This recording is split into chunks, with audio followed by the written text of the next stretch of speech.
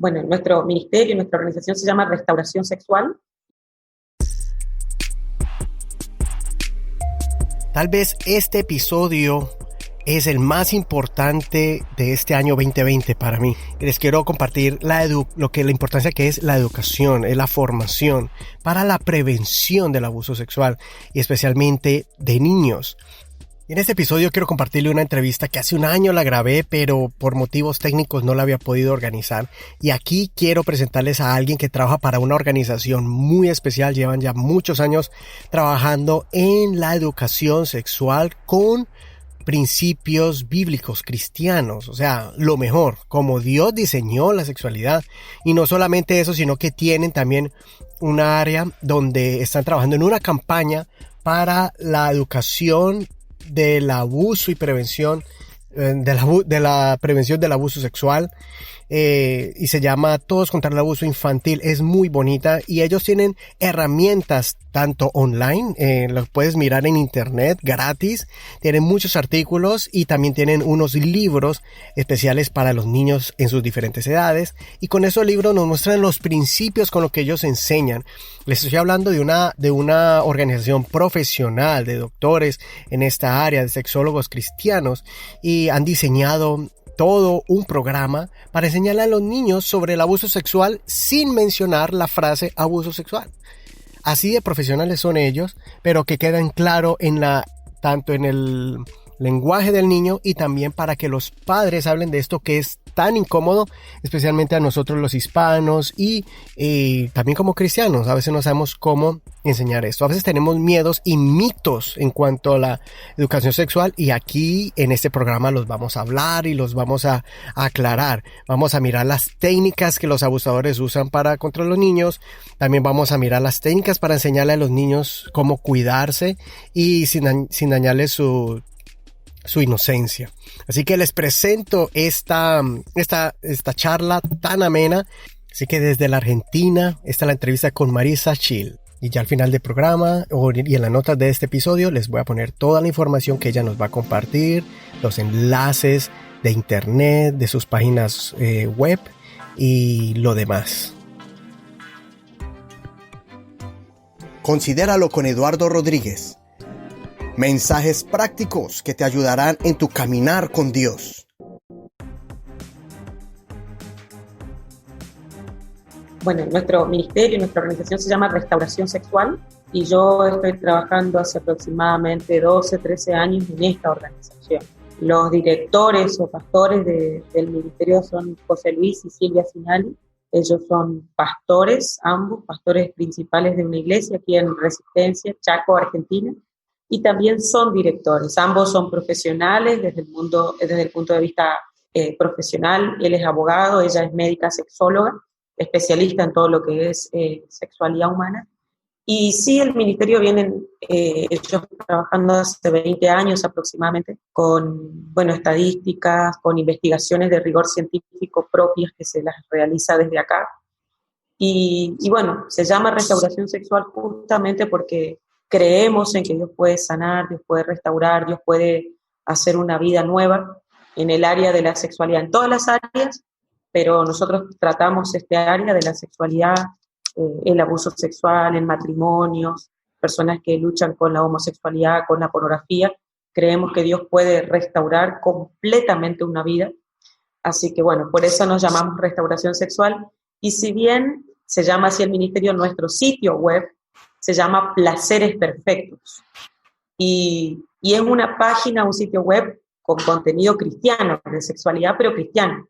Siempre lo aclaramos porque la gente a veces se asusta al ver el nombre del sitio, pero nosotros estamos convencidos que si nosotros viviéramos nuestra sexualidad a la manera de Dios, sería un placer perfecto. ¿No? Entonces creemos que todo lo que contiene la palabra acerca de la sexualidad nos lleva a los cristianos a vivir en plenitud y a vivir una sexualidad perfecta, un placer perfecto. Así que nuestro sitio web es placeresperfectos.org. Quería aclarar eso porque a veces el nombre del ministerio no es el mismo que el nombre del sitio web. Así que es. Pues ese es el propósito de este programa. que ahora sepan que hay un ministerio dedicado completamente al tema de la educación y prevención sexual. Y también quisiera que nos hablaras pues más sobre lo que están haciendo ahorita, sobre esa campaña que se está enfocando en los niños. Como usted ya dijo, se enfocan en familias, parejas, pero ahora lo que le están impulsando es lo de la campaña sobre los niños. ¿Cómo se llama esa campaña y de qué se trata? Sí, bueno, esta campaña está hace 8 años aproximadamente en vigencia, así Sí. como campaña, como la causa por los niños, si bien trabajamos siempre por los niños, por los adultos, por los jóvenes, adolescentes, hace 8 años y la campaña se llama Todo contra el abuso infantil, porque creemos que esta es una tarea de todos, no solamente de un ministerio, de un grupo de personas, sino que de todos. Cada uno de nosotros en nuestros hogares tiene que hacer la tarea con los niños a los que nosotros podemos llegar, ¿no? Y Sí. básicamente está, la campaña es lo fundamental o el recurso que se usa, es el libro Cuentos que no son cuentos y Rizo Azul, el Face de Ariana. El libro Cuentos que no son cuentos es un libro que se ha escrito para niños pequeños, de 2 a 8 años, justamente, y cuenta con 6 capítulos, de los cuales 2 de esos capítulos hacen básicamente prevención de abuso sexual infantil. Nosotros trabajamos fuerte con 3 capítulos, que uno es Regalo de Dios, donde le enseñamos al niño de que es nena o nene porque Dios quiso, porque Dios les regaló el sexo de ser niña o de ser niño, ¿sí? Y que eso es un regalo de Dios, que es un don de Dios y que deberíamos estar agradecidos por ese don que el Señor nos ha dado a cada uno de nosotros. Y esto lo trabajamos fuerte, sobre todo ahora que la ideología de género está muy en boga y que está tratando de confundir a nuestros niños desde pequeñitos. Aquí en la Argentina estamos luchando mucho en contra de esta ideología. Bueno, en muchos países de Latinoamérica y en otros que ya han avanzado mucho más, le enseñan a los niños desde pequeños que ellos pueden ser lo que quieren, ¿no? Y Sí. que su sexo biológico no determina nada. Nosotros creemos lo que dice la palabra dice que Dios nos creó hombres y mujeres y no hay opción a otro sexo. Entonces, estamos haciendo la contraparte, la enseñanza de que el niño pueda entender de que es nena porque Dios le regaló el ser nena y que es nene porque Dios quiso. Ese es el primer capítulo. Y termina ese capítulo donde los niños, que son Ariana y Benjamín, los nietos, y la Abu, que son los protagonistas del cuento, los niños terminan agradeciendo a Dios por el sexo que Él les ha regalado. Y los otros 2 capítulos que hacen prevención, uno se llama Corto, Pego y Me Acuerdo, de esta abuelita muy pícara, no sé si se entiende la palabra pícara, la abuelita muy amorosa, muy dulce, le enseña a sus nietos que hay partes de nuestro cuerpo que son privadas y partes que son públicas. Si las partes públicas, por ejemplo, la mano, la cara, los pies, cualquiera los puede ver y que de hecho los ven, pero hay partes de nuestro cuerpito que son privadas, que no son más sucias ni más limpias, son una parte más de nuestro cuerpo, porque generalmente les enseñamos a los niños que la sexualidad, les enseñamos como algo malo, ¿no? Como algo sucio, cochino, eso no se toca, y el niño aprende o crece creyendo de que eso es algo sucio, y no es así, es una parte más de nuestro cuerpo. La cuidamos más, la protegemos, pero no es porque es más sucia. Entonces le enseñamos a los niños que esas partes son privadas, para mí solita, para mí solito, que nadie tiene que tocar y nadie tiene que ver, ¿sí? Porque el Señor las creó para mí. Entonces la ABU les enseña eso a través de revistas, recortando con un marcador, marca las partes que son privadas y los niños van aprendiendo cuáles son esas partes que ellos tienen que cuidar más. Y también la ABU les enseña que hasta cuando vamos a la playa, las tapamos porque las tenemos que cuidar, nadie tiene que ver. Y hay algo muy interesante que le enseña la ABU y es el valor del secreto. El niño, eh, generalmente el abusador, utiliza un recurso con el niño que es el secreto. El abusador le dice al niño que vamos a jugar a un juego que es un secreto, un juego entre vos y yo. Pero nadie tiene que saber, porque es un secreto, ¿no? Y el niño guarda el secreto, teniendo en cuenta de que los abusadores en un 94% son familiares, conocidos o vecinos de la víctima. Es decir, que el abusador está dentro del ámbito del niño y es alguien a quien el niño conoce y a quien el niño quiere. Entonces, esta persona que en teoría ama al niño y que el niño lo ama, le pide que guarde un secreto. Entonces el niño guarda el secreto. Es por eso que la ABU le enseña que los secretos no sirven, que en papá, con mamá y papá no existen secretos y que ellos todos tienen que contar. A mamá, a papá, a la ABU. Y muchas veces nos han planteado que hay secretos buenos y hay secretos malos, porque por ejemplo cuando le hacemos un cumpleaños sorpresa a mamá o a papá, hay que guardar un secreto y ese es un secreto bueno. Pero nosotros, ¿qué enseñamos? Que los niños de primera infancia, ellos no pueden discernir entre un secreto bueno y un secreto malo. Además, como recién decía, la persona, el abusador que le pide que guarde un secreto, es alguien conocido del niño, alguien a quien el niño ama. Entonces, el niño puede interpretar que ese secreto es bueno porque se lo pide a alguien a quien él quiere. Entonces, nosotros enseñamos que en todo lo que es la primera infancia, le tenemos que decir los secretos no sirven o no existen secretos con papá y mamá y la abuelita o el abuelito. Siempre hay que contarlo. A alguien hay que contarlo. Los secretos no sirven. La idea es que el niño pueda hablar. Si al niño le sucede algo, él pueda hablar porque está comprobado científicamente que si el niño tiene una experiencia negativa en su infancia, pero habla, verbaliza, lo saca dentro de los 6 meses aproximadamente, la probabilidad de trauma es mínima.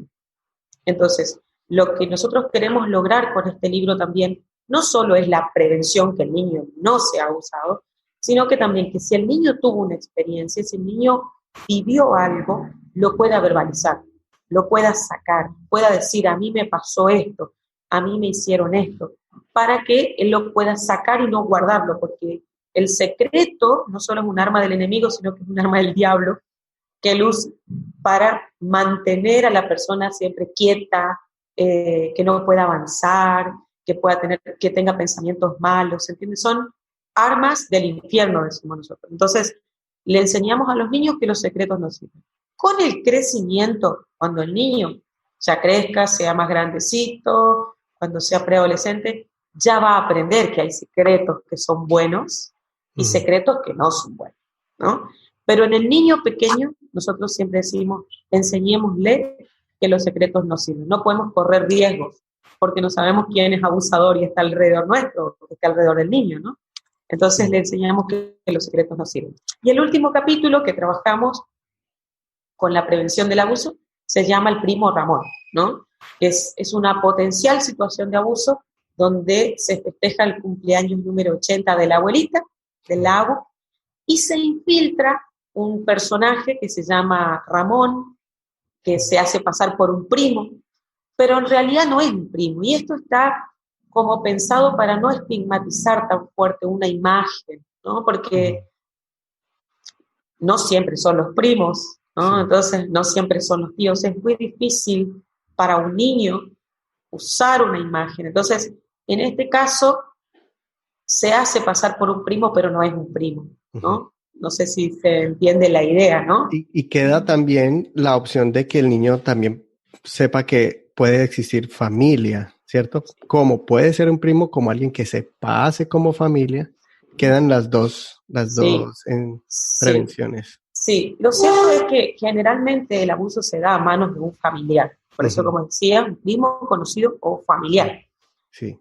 Nosotros les enseñamos a los niños, cuando hablamos del secreto y de las partes públicas, que ellos tienen que saber que alguien a quien ellos quieren mucho le puede pedir que guarde un secreto. Pero los secretos no sirven, ¿sí? Sí. No le decimos el abuelo, el tío, el primo, porque es como estigmatizar la imagen, ¿no? Y uno puede alarmar al niño con algo que tal vez nunca va a suceder con el tío, el primo, el abuelo, ¿se entiende? Sí. O el papá. Entonces, si le enseñamos, más general le decimos, alguien que vos conoces o alguien a quien vos querés mucho te puede pedir esto. Pero con papá y mamá, con la abuelita, no hay secreto. ¿Sí? Todo lo tienes que contar. Entonces, y el primo Ramón es un primo, una persona que se infiltra y justamente lo que hace es pedirle a Ariana y Benjamín para jugar a un juego que iba a hacer entre ellos y los lleva a la habitación de la aula. Y cuando él les dice esto, ¿no? Del secreto, de que van a jugar a un juego, pero es un secreto, y se baja los pantalones, se quiere bajar los pantalones, Ariana recuerda lo que la abu les había enseñado. Entonces sale corriendo, busca a la abuelita, viene la abuelita, no reconoce al primo, al que se hizo pasar por el primo, llama a la policía, bueno. La idea es justamente enseñar esto, ¿no? Que el niño, una vez que aprende ese contenido, esa enseñanza, no va a ser abusado, porque él ya sabe lo que tiene que hacer, cómo hacerlo, ¿no? Entonces, el libro Cuentos que no son cuentos también tiene otros capítulos de educación sexual, por ejemplo. El libro no tiene genitalidad explícita, creo que lo conocen ahí, Sí. que lo tienen. No tiene genitalidad explícita. El libro no habla de abuso sexual en ningún momento, pero sí tiene todos los elementos del abuso sexual. Es decir, el valor del secreto, las partes públicas, las partes privadas, el creerle al niño, que en la mayoría de los casos no se le cree al niño, ¿no? A veces el adulto cree que el niño está inventando, que el niño buscó, que no está diciendo la verdad, no puede ser que tal persona sea un abusador, entonces no se le cree, en la mayoría de los casos no se les cree. Entonces en este libro uno de los elementos es que la abu sí le cree a los niños y hace algo en pro de los niños. Entonces el libro tiene todos los elementos del abuso sin hablar de abuso. Y lo que tiene también es muy poco texto. Está todo dibujado, tiene todo dibujos, caricaturas, muchos colores para que le llame la atención a los niños, y tiene poco texto porque está hecho para niños muy pequeñitos, de 2 a 8 o 9 años. Y a veces nos preguntan, ¿pero el niño puede ser prevenido? ¿Aprende el lenguaje? ¿Puede eh, prevenirse o defenderse de un abuso sexual siendo tan pequeño? Sí. Porque una vez que el niño aprenda con palabras sencillas, con algo tan simple, de que nadie tiene que tocar su parte privada y que lo que Dios le regaló, que es su sexualidad, que son sus genitales, que son esas partes privadas que la tiene que cuidar, que nadie tiene que ver, que nadie tiene que tocar, y que él tampoco lo tiene que hacer con otros, una vez que el niño lo aprende, ya está. No va a permitir o no va a dejar que se use. Y ya es algo natural de su vida, como aprender a comer, aprender a decir gracias. Exacto, Igualmente es el cuidarse, ¿no? Y claro, las personas piensan que el niño, que se le va a dañar la mente al niño o algo así. Y no, mi experiencia ha sido que mis niños lo toman algo como parte de su vida cotidiana, el cuidar su cuerpo, o no tocarle a ningún niño, o no mostrarle a sus niños, o no andar solos. Eso sí, pero no lo tienen como algo muy natural. claro. El tema, yo creo que por años no lo hemos hecho, no hemos enseñado o hemos creído ese mito, esa mentira de que si hablábamos de sexualidad íbamos a estimular a la práctica. Todo eso surge, creo, por una estrategia también de el enemigo de nuestra alma, Sí, para que no podamos vivir en libertad, porque ninguno de nosotros tiene problema de enseñarle a los niños todo, ¿no? Como decía, comer, caminar, ir a la escuela, lo de las sí. finanzas, de todo, se le enseña al niño todo. Hoy se le enseña al niño de pequeño a usar una pantalla, a usar una tablet, una notebook, todo, un celular, todo. Pero nadie habla de sexualidad con el niño, siendo que Dios nos ha creado con una sexualidad, Dios nos ha regalado una sexualidad, y desde el Génesis, en Génesis 1, cuando Dios crea al ser humano, ni siquiera da características físicas del ser humano, si era alto, bajo, gordo, flaco, rubio, morocho. No da ninguna característica de ese tipo. Lo primero y lo único que dice Dios en Génesis es que Él los creó hombre y mujer. Dios de lo primero que habla en la Biblia en cuanto al ser humano es de su sexo, Ujú. pero no hablamos. Si Dios no se avergonzó de hablar y de crearnos con una sexualidad, de darnos principios espirituales para vivir una sexualidad plena, ¿por qué nosotros, el ser humano, los seres humanos, nos avergonzamos? De hecho, no enseñamos a nuestros niños por vergüenza, y una de las cosas que vemos es que no le enseñamos los nombres de los genitales como corresponden. Utilizamos un montón de sinónimos para mencionar a los genitales, pero no le enseñamos con el nombre que corresponde. Sin embargo, a la rodilla se le dice rodilla, a la cara se le dice cara, a la mano se le dice mano, al codo se le dice codo, pero los genitales, de eso no se puede hablar, no se puede mencionar, no se lo puede decir. ¿Por qué así? Sí, Dios no se avergonzó en crearnos, ¿no? Recuerdo que una experiencia chistosa, estábamos en una reunión familiar y mi esposa le dijo a la niña que se lavara sus genitales y él le dijo el nombre, vagina. Y una otra mamá con su hija que es familiar, la miró y le dijo, y se le dio como risas nerviosas y dijo, ¿usted le enseña ya eso? Y dice, ¿por qué no? ¿Cómo quiere que le diga a lo que tiene nombre? ¿Qué más? Claro. Y entonces y ya le explicamos, ¿no? La importancia de hacerlo, porque si no se cree como que si fuera una palabra, como una mala palabra, ¿no? Como una vulgaridad y prácticamente en mano, ojo, y así. Y ahora con mi hijo, que ya tuvimos al niño, pues también se le enseña. Claro. Y él lo dice de una manera natural, pero el adulto es el que, ay, ya dice esa palabra, como que, entonces, ¿a qué se debe eso? Porque estoy hablando de familias cristianas, no estoy hablando de gente, personas afuera. ¿Por qué la iglesia o por qué las familias cristianas no han tomado esa parte de la educación sexual en serio, como debería ser, y mayormente la prevención del abuso? Y usualmente se ignora o se quiere tapar como ore, ayune o crea en Jesús y ya, especialmente a las personas que vienen con ese abuso, no sé si es por falta de capacitación y también lo que menos se ve es eso, aparte de que no se ve la restauración a la persona que sufrió un abuso, no hay esa prevención, como que eso se deja, en la iglesia local o en la congregación, se lo deja como a cada familia en individual. Más mi pensamiento es que la iglesia debería también de enseñar esto, porque principalmente es un arma de Satanás, marca al niño o al adolescente con si lo tocaron o hubo abuso, hubo violación y lo marca y a veces, como decimos, eso no es parte del ministerio, algo así, de la iglesia local. ¿A qué se debe esa falta de acción?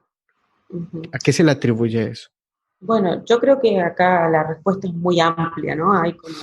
Es muy general.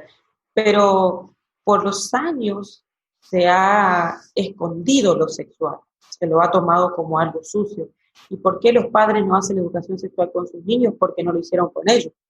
Y esto viene de generación a generación y se nos ha enseñado que el sexo es algo malo, que es algo sucio. Esto ya viene desde una corriente dualista, ¿no? De que el espíritu era todo y que el cuerpo era malo. Entonces todo lo que se relacionaba con el cuerpo era pecado y lo que se relacionaba con el espíritu era bueno.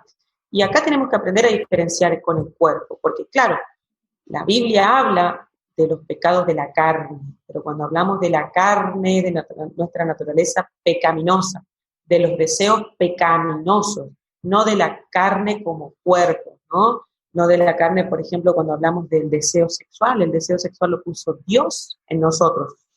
Entonces, todo deseo sexual, todo deseo de intimar, siempre y cuando se dé en el matrimonio entre un hombre y una mujer, ¿no?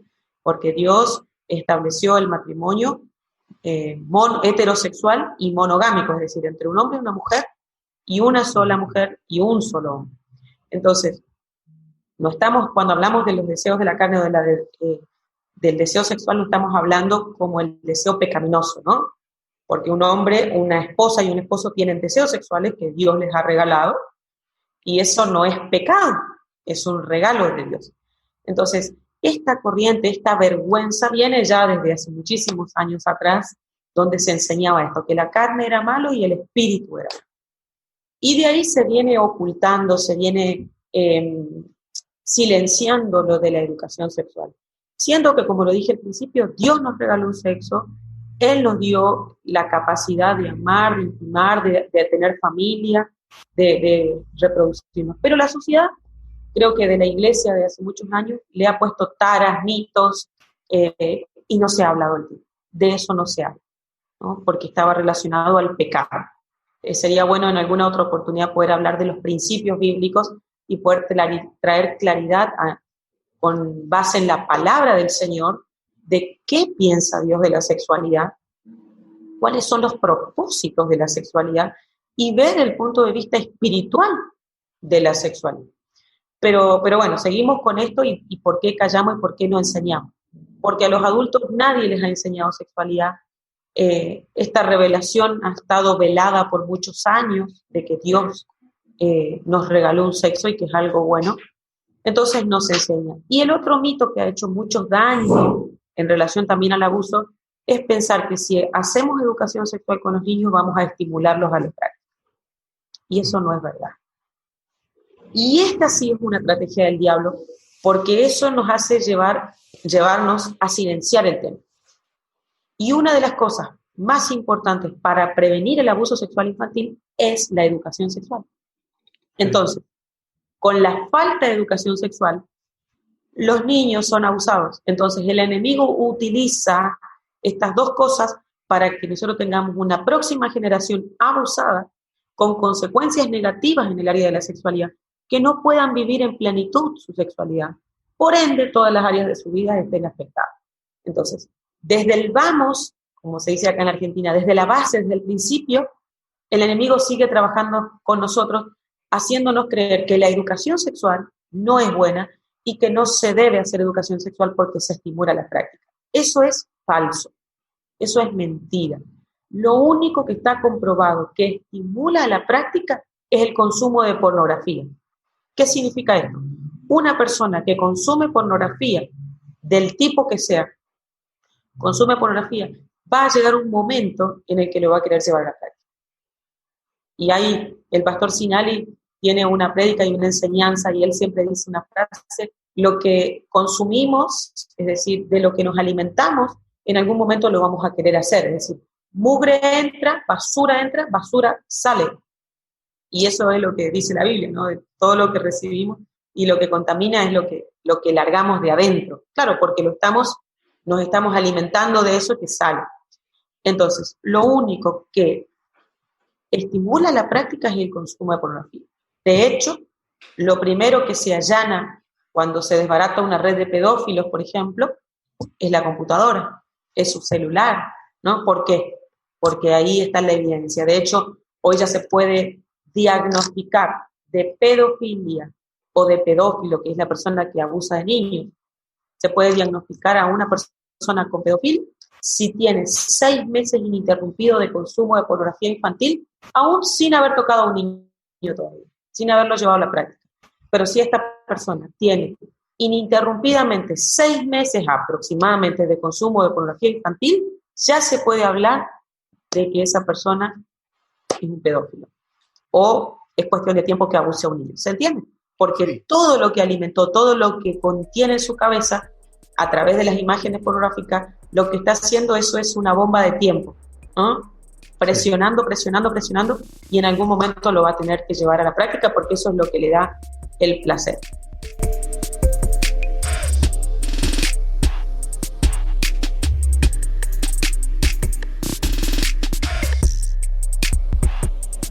Esta es la primera parte de esta importantísima entrevista.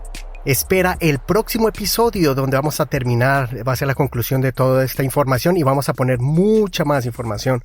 Así que mientras tanto ve buscando en la página placeresperfectos.org. Placeresperfectos.org. Recuerda también la otra página que es todoscontralabusoinfantil.org del ministerio llamado Placeres Perfectos, de este ministerio argentino. Recuerda que puedes encontrar toda esta información en la página de Facebook o también puedes enviarnos un mensaje en privado y también te puedo dar toda la información. No olvides también mirar la página de YouTube para que mires más de videos y también escuches los demás podcasts en esta plataforma, los demás episodios de tu podcast favorito. Considéralo con Eduardo Rodríguez. Nos vemos en el próximo episodio. Gracias por compartir, gracias por escuchar y prepárate para la segunda parte en el siguiente episodio. Este es el 71 y el siguiente es el 72. Chao.